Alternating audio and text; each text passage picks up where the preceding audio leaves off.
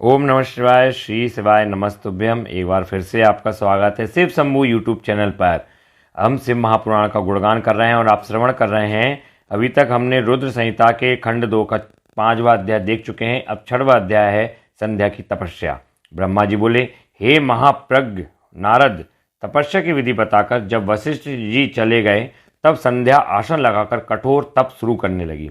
वशिष्ठ जी द्वारा बताए गए विधान एवं मंत्र द्वारा संध्या ने भगवान शिव की आराधना करनी आरंभ कर दी।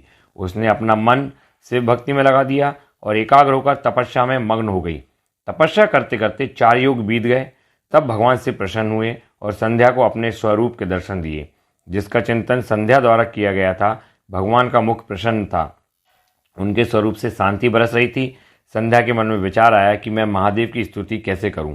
इसी सोच में संध्या ने नेत्र बंद कर लिए। भगवान शिव ने संध्या के हृदय में प्रवेश कर उसे दिव्य ज्ञान दिया, साथ ही दिव्य वाणी और दिव्य दृष्टि भी प्रदान की। संध्या ने प्रसन्न मन से भगवान शिव की स्तुति की। संध्या बोली, हे निराकार परम ज्ञानी लोक सृष्टा भगवान शिव, मैं आपको नमस्कार करती हूँ, जो शांत निर्मल निर्विकार और ज्ञान के स्रोत हैं, जो प्रकाश को प्रकाशित करते हैं। उन भगवान शिव को मैं प्रणाम करती हूँ, जिनका रूप अद्वितीय शुद्ध माया रहित प्रकाशमान सच्चिदानंदमय नित्यानंदमय सत्य ऐश्वर्य से मुक्त तथा लक्ष्मी और सुख देने वाला है। उन परमपिता परमेश्वर को मेरा नमस्कार है, जो सत्व प्रधान ध्यान योग्य आत्मस्वरूप सारभूत सबको पार लगाने वाला तथा परम पवित्र है। उन प्रभु को मेरा प्रणाम है। भगवान शिव, आपका स्वरूप शुद्ध मनोहर रत्नमय आभूषणों से अलंकृत एवं कपूर के समान है। आपके हाथों में डमरू रुद्राक्ष और त्रिशूल शोभा पाते हैं। आपके इस दिव्य चिन्ह में सगुण साकार रूप को मैं नमस्कार करती हूँ। आकाश पृथ्वी दिशाएं जल तेज और काल सभी आपके रूप हैं। हे प्रभु, आप ही ब्रह्मा के रूप में जगत की सृष्टि, विष्णु रूप में संसार का पालन करते हैं। आप ही रुद्र रूप धरकर संहार करते हैं, जिनके चरणों से पृथ्वी तथा अन्य शरीर से सारी दिशाएं सूर्य चंद्रमा एवं अन्य देवता प्रकट हुए हैं। जिनकी नाभि से अंतरिक्ष का निर्माण हुआ है, वे सब सद ब्रह्मा तथा पर ब्रह्मा हैं। आपसे ही सारे जगत की उत्पत्ति हुई है, जिनके स्वरूप और गुणों का वर्णन स्वयं ब्रह्मा विष्णु भी नहीं कर सकते। भला उन त्रैलोकीनाथ भगवान शिव की स्तुति मैं कैसे कर सकती हूँ। मैं एक अज्ञानी और मूर्ख स्त्री हूँ। मैं किस तरह आपको पूजूं कि आप मुझ पर प्रसन्न हो। हे प्रभु, मैं बारंबार आपको नमस्कार करती हूँ। ब्रह्मा जी बोले, नारद, संध्या द्वारा कहे गए वचनों से भगवान शिव बहुत प्रसन्न हुए। उसकी स्तुति ने उन्हें द्रवित कर दिया। भगवान शिव बोले, हे देवी, मैं तुम्हारी तपस्या से बहुत प्रसन्न हूँ, अतः तुम्हारी जो इच्छा हो वह वर मांगो, तुम्हारी इच्छा मैं अवश्य पूर्ण करूँगा। भगवान शिव के ये वचन सुनकर संध्या खुशी से उन्हें बार बार प्रणाम करती हुई बोली, हे महेश्वर, यदि आप मुझ पर प्रसन्न होकर कोई वर देना चाहते हैं और यदि मैं अपने पूर्व पापों से शुद्ध हो गई हूँ, तो हे महेश्वर, हे देवेश, आप मुझे वरदान दीजिए कि आकाश पृथ्वी और किसी भी स्थान में रहने वाले जो भी प्राणी इस संसार में जन्म लें, वे जन्म लेते ही काम भाव से युक्त ना हो जाएं। हे प्रभु, मेरे पति भी सुहृदय और मित्र के समान हो और अधिक कामी ना हो। उनके अलावा जो भी मनुष्य मुझे सकाम भाव से देखे, वह पुरुष तत्वहीन अर्थात नपुंसक हो जाए। हे प्रभु, मुझे यह वरदान भी दीजिए कि मेरे समान विख्यात और परम तपस्विनी तीनों लोकों में और कोई ना हो।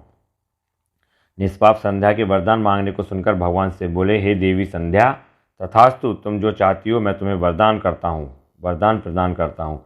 प्राणियों के जीवन में अब 4 अवस्थाएं होंगी। पहली शैशव अवस्था, दूसरी कौमार्य अवस्था, तीसरी यौवनावस्था और चौथी वृद्धावस्था। तीसरी अवस्था अर्थात यौवनावस्था में ही मनुष्य सकाम होगा। कहीं कहीं दूसरी अवस्था के अंत में भी प्राणी सकाम हो सकते हैं। तुम्हारी तपस्या से प्रसन्न होकर ही मैंने यह मर्यादा निर्धारित की है कि तुम परम सती होगी और तुम्हारे पति के अतिरिक्त जो भी मनुष्य तुम्हें सकाम भाव से देखेगा वह तुरंत पुरुष तत्वहीन हो जाएगा। तुम्हारा पति महान तपस्वी होगा, जो कि 7 कल्पों तक जीवित रहेगा। इस प्रकार मैंने तुम्हारे द्वारा मांगे गए दोनों वरदान तुम्हें प्रदान कर दिए हैं। अब मैं तुम्हें तुम्हारी प्रतिज्ञा को पूर्ण करने का साधन बताता हूँ। तुमने अग्नि में अपना शरीर त्यागने की प्रतिज्ञा की थी। मुनिवर मेधा तिथि का एक यज्ञ चल रहा है, जो कि 12 वर्षों तक चलेगा। उसमें अग्नि बड़े जोरों से जल रही है। तुम उसी अग्नि में अपना शरीर त्याग दो। चंद्रभागा नदी के तट पर ही तपस्वियों का आश्रम है, जहाँ महायज्ञ हो रहा है। तुम उसी अग्नि से प्रकट होकर मेघा तिथि की पुत्री होगी। अपने मन में जिस पुरुष की इच्छा करके तुम शरीर त्यागोगी, वही पुरुष तुम्हें पति रूप में प्राप्त होगा।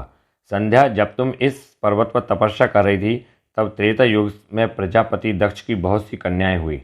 उनमें से 27 कन्याओं का विवाह जिन्होंने चंद्रमा से कर लिया, चंद्रमा उन सबको छोड़कर केवल रोहिणी से प्रेम करते थे। तब दक्ष ने क्रोधित होकर उन्हें शाप दे दिया।